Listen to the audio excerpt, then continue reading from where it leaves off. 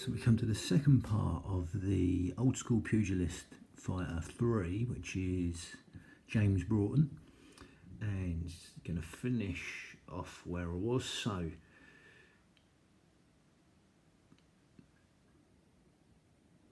so Broughton made his first appearance at George Tailors' booth at the Adam and Eve in Tottenham Court Road.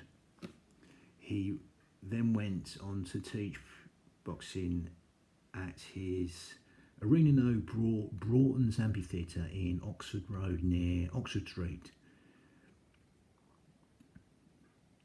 The theatre was opened in March 1743, and in the same year he introduced the first set of rules. Like I said earlier, he introduced a 3-foot square, which would have been a ring, obviously, in the centre of the ring. He breaks when the fighter was knocked down. So gloves were used, but only during practice. So they were called mufflers, and that was like, it's going to be gloves, coming from the bare knuckle days, etc.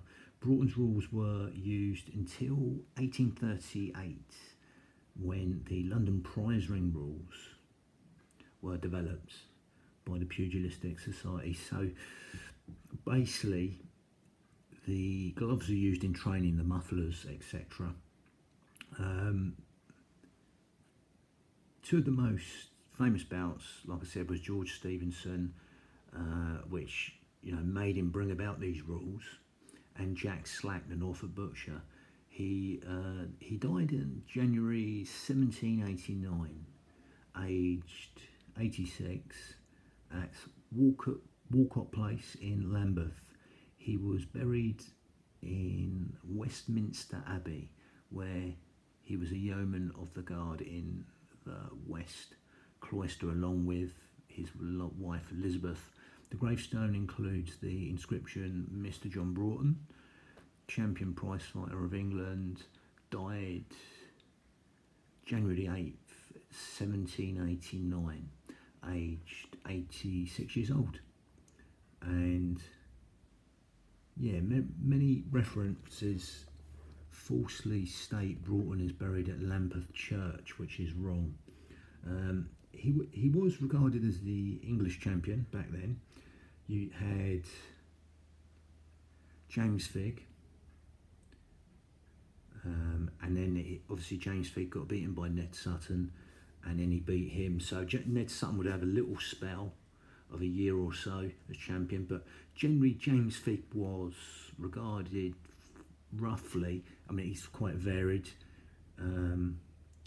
He was regarded as, from 1719 to 1724, the English champion. Then Ned Sutton had about a year, but then James Vick beat Ned Sutton in 1725 to revenge the only loss he had in all them fights, and until 1730-ish, he was regarded again as a champion. So for a long time, James Vick was regarded as the English champion.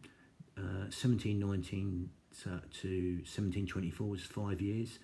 Ned Sutton in between that until he got it back, and another 5 years. So a good 10 years, James Vick was regarded as an English champion.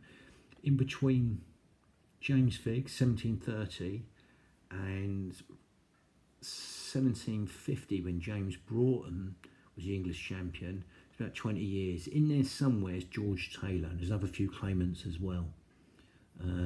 But also after Broughton, we had Jack Slack, had a good about 10 years as regarded as the English champion. Some will say the English title was like the world title, really, because it's, generally this style of combat started here even before USA, etc.